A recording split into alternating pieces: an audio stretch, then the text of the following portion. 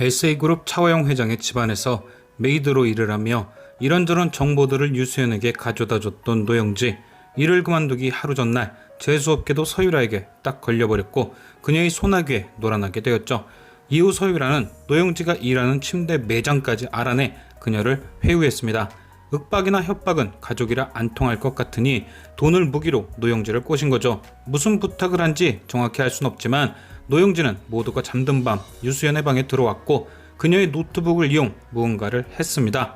다음날 아침 회사에 출근한 유수연은 갑작스럽게 회상 비서들에게 조사를 받았고 무슨 일이냐는 유수연의 물음에 차화영은 서류를 집어 던졌는데요. 저는 그 서류가 오늘 회의 장면에 나왔던 신소재 관련 서류 같습니다.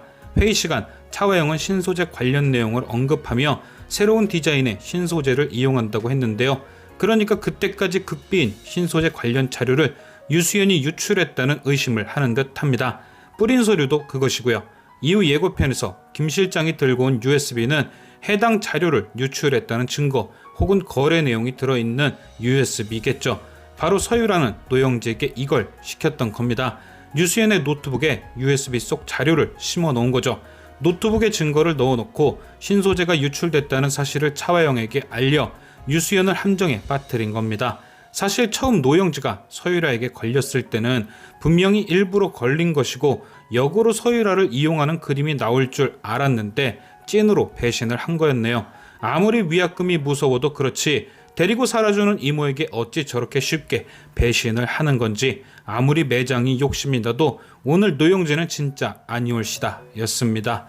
하지만 반대로 생각해보면 이 배신이 유수연에게 득일 수도 있는데요. 유수연과 노영지는 가족입니다.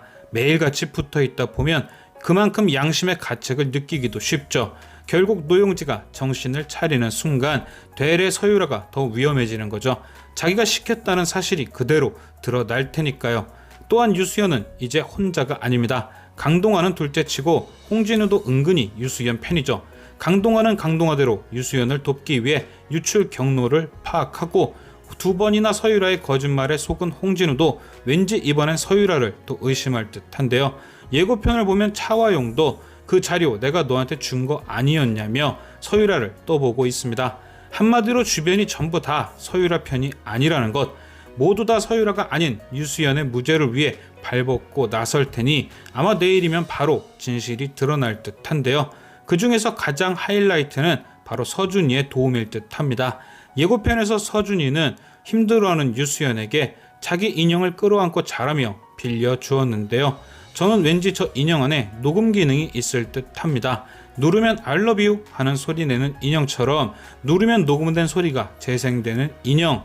아마도 유수연이 인형을 끌어안는 순간 결정적인 한마디가 녹음된 소리가 흘러나올 듯한데요.